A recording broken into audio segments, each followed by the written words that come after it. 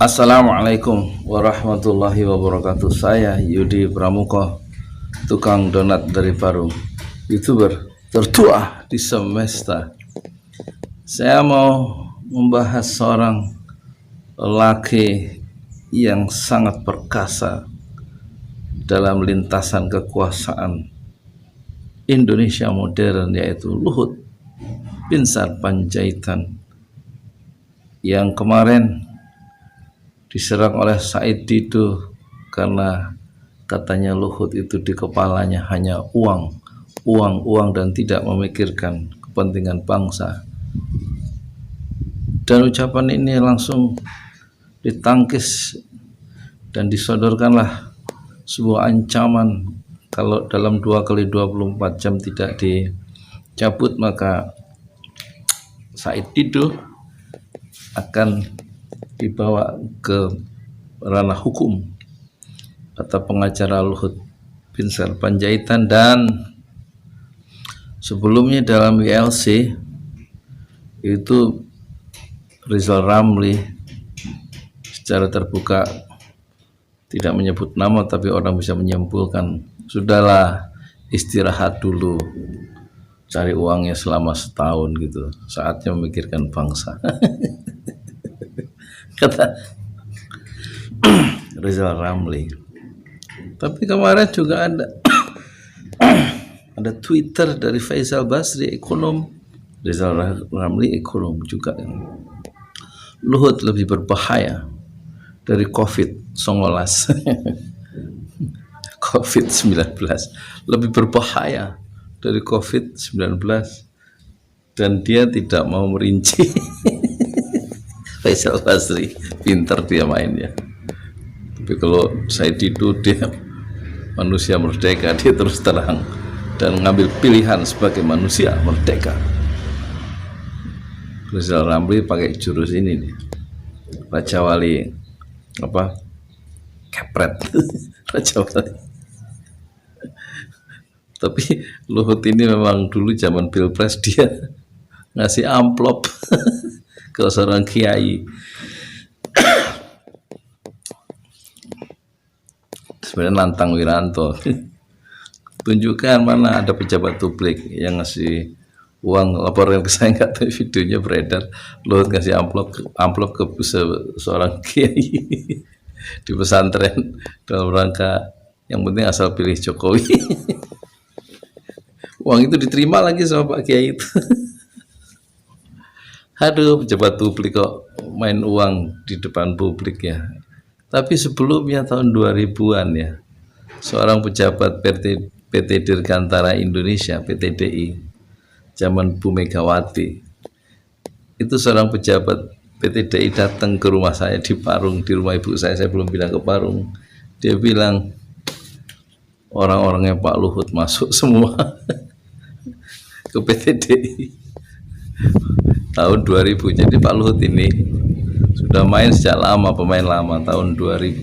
Jadi sekarang udah 20 tahun yang lalu. Mungkin orang-orang termasuk Pak Said Didu, Faisal Basri, Rizal Ramli, motor kencang bener, itu mungkin udah kesel kali ya. Tapi kita tarik lagi ke zaman Soekarno ya, ketika Soekarno sudah menjadi otoriter, penguasa dia. Kalau Luhut kan bukan presiden, tapi the real presiden katanya. Presiden yang sesungguhnya, kata orang-orang. Sebelum ke Soekarno, zaman Pilpres, ada utusan istana, yaitu Luhut mau ketemu Prabowo. Ini setelah Pilpres ditolak oleh Prabowo. Prabowo nggak mau menemui Luhut ya di Kertanegara, di rumahnya. Dan memang suasana psikologis itu menolak orang istana waktu itu.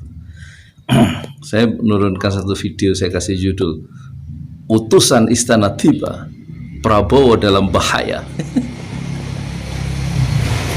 Dalam 23 jam, belum sehari, 23 jam video itu ditonton oleh 720.000 viewers.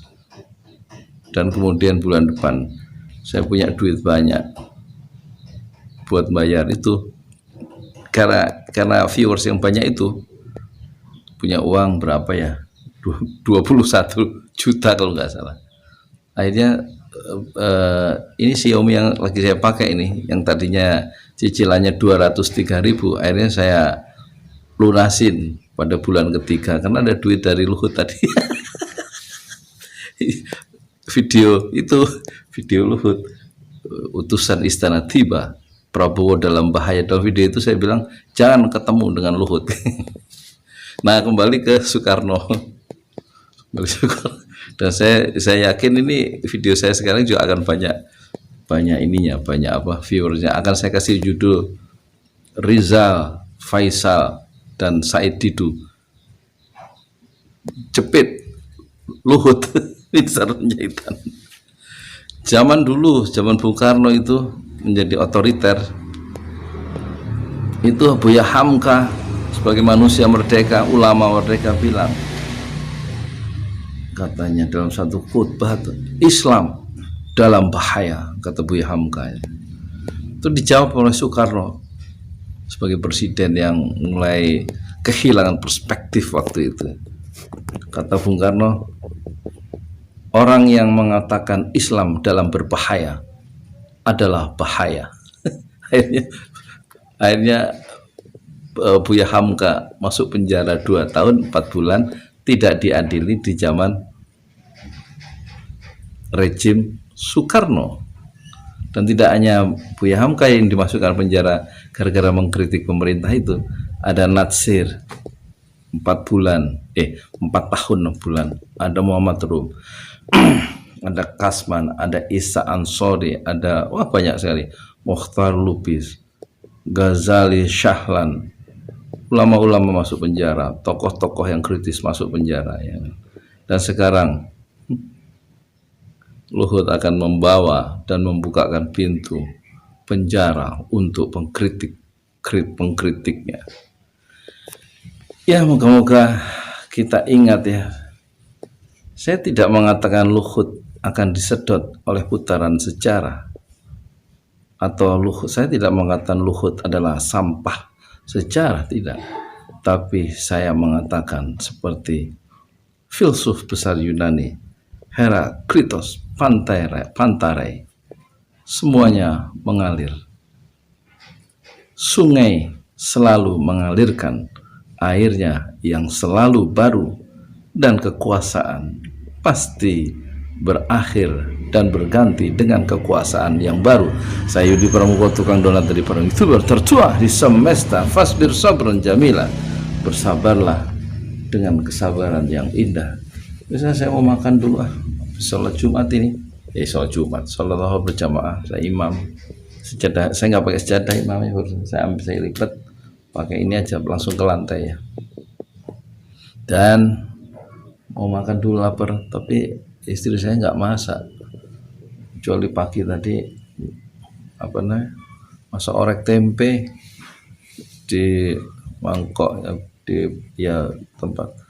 Tapi anak saya yang nomor 3 yang kuliah di BINUS itu karena senang orek tempe, kalau saya ngambil satu centong kecil gitu, dia penuhin tuh gunungan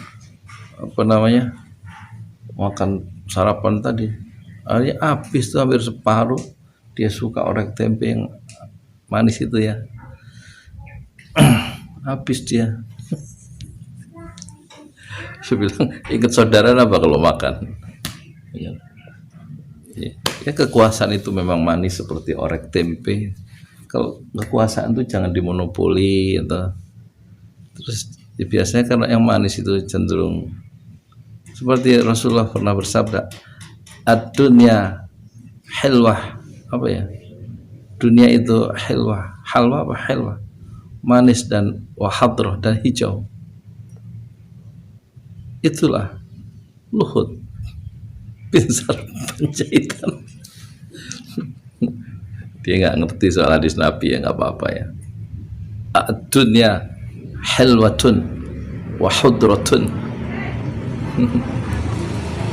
Luhut nggak bisa dia bahasa Arab kan. Ad-dunya hilwatun wahudratun. Dunia itu manis dan hijau sehingga orang terpukau.